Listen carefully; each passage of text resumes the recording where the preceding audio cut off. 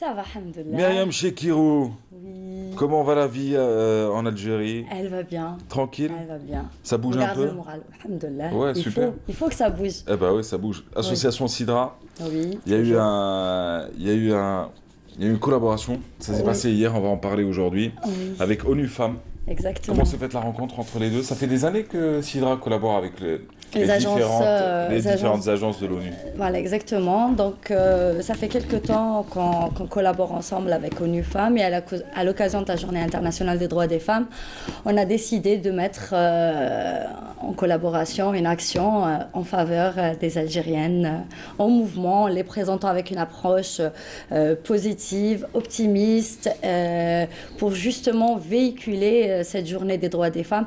Comment des jeunes femmes algériennes qui vivent en Algérie tous les jours, vivent justement leur parcours et partagent avec nous leurs expériences, comment ils ont su transformer les défis en opportunités, pour justement faire le point aujourd'hui par rapport à ça. Ah, cette journée est célébrée depuis plus d'une vingtaine d'années, plus même, Oui. ici en Algérie. Est-ce qu'on commence à prendre conscience que ce n'est pas une fête, mais plutôt la journée des droits, la journée internationale des droits des femmes? On travaille pour, Ouais. justement. Est-ce que vous sentez que la société est en train de changer, d'ouvrir les yeux et de comprendre un peu? Inch'Allah, on l'espère, on l'espère. Ouais. En tout cas, nous, c'est un peu c'est notre motivation dans ce sens, parce qu'à chaque fois qu'on parle du 8 mars, c'est un peu la blague sur ça, on Oh, l'associe. chef Yazid, Voilà, petite pensée exactement. pour toi. Non, mais lui, il a le mérite de l'avoir fait Oui, pendant les oui. années terrorisme. Exactement, exactement. Mais voilà, on va dire qu'on réduit un peu Oui. l'impact de cette journée. Et nous, aujourd'hui, justement, on veut réassocier cette journée vraiment au parcours des femmes qui, aujourd'hui, contribuent chaque jour au-delà du 8 mars. Parce que la journée internationale des droits des femmes, certes, on la célèbre pendant une journée, mais c'est aussi la vie des femmes tous les jours. Et c'est important que pendant cette journée ou à l'occasion de cette journée, on met les projecteurs sur ces différents parcours, que comment elles font face aujourd'hui aux différents défis. En tout cas, vous l'avez fait hier, ça s'est passé à la salle Ibn Zaidoun. Voilà. En ouverture, il y avait Iman Hayef, c'est Hayef. ça? Hayef, Voilà. de l'ONU Femmes. Il y avait Myriam Chekirou, ah oui, de l'association Sidra.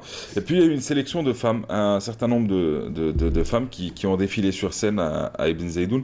Alors, première question, mais complètement basique, hein. Pourquoi Ibn Zaidoun? Est-ce que c'était le lieu le plus approprié? Est-ce que c'était celui qui vous intéressait le plus? Et par la même occasion, comment s'est passé cet événement? Alors, pourquoi Ibn Zaidoun? Ça fait un moment qu'on voulait faire une action là-bas, parce que voilà, c'est une salle Le qui lieu nous s'y convenait. prête, quoi. Voilà, exactement, le lieu s'y prête. Et comment ça s'est passé? Vraiment, on a vraiment vécu un bon moment, parce que aussi, même le public qui était présent, donc il y avait des jeunes femmes et des jeunes hommes, il y avait beaucoup de jeunes hommes qui étaient présents, donc ça change un peu Ouais. d'avoir un public quand même qui est diversifié.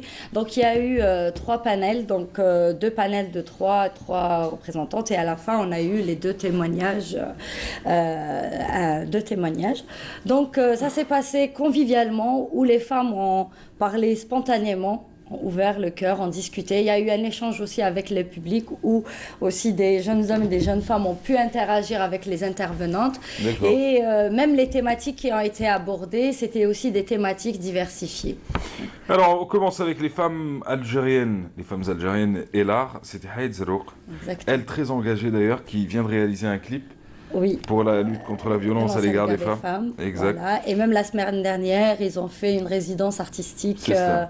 avec ONU Femmes. Donc, juste d'ailleurs, elle s'est exprimée pour dire qu'aujourd'hui, pour elle, l'art est une façon de promouvoir justement les droits des femmes, d'œuvrer pour l'égalité des chances et Ouais. voilà. Et c'est une grande artiste avec un grand A et c'est une femme avec un grand H aussi, parce qu'elle fait beaucoup de choses Bon, t'as peut-être pas 200 000 followers sur Instagram, mais tu t'en fiches. C'est bouffonne qui ont 200 000 et en plus elle chante mal.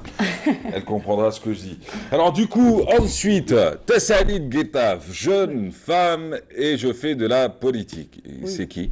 Alors, c'est une jeune femme qui est aujourd'hui élue à l'APC de Tizi Ouzou, D'accord. donc qui a eu 30 ans cette année, qui était engagée dans le mouvement associatif, Ouais. et qui s'est présentée aux élections communales avec un parti indépendant et qui ont gagné, qui aujourd'hui est élue.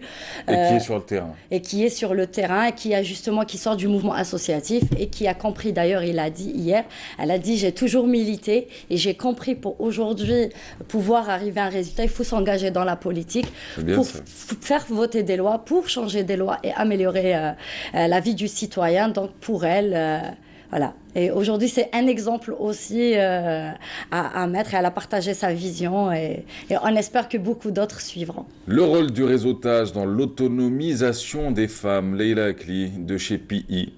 Voilà, exactement. Donc, Leila Akli a témoigné un peu de son expérience en tant que jeune femme entrepreneur. Elle a parlé de ses débuts et aussi elle a parlé par la suite, au fait, l'apport de s'inscrire dans des réseaux. Elle est aussi membre de la commission femmes au sein du Forum des chefs d'entreprise, de ce que ça rapporte en termes de compétences, en termes de marché, comment ça peut renforcer aussi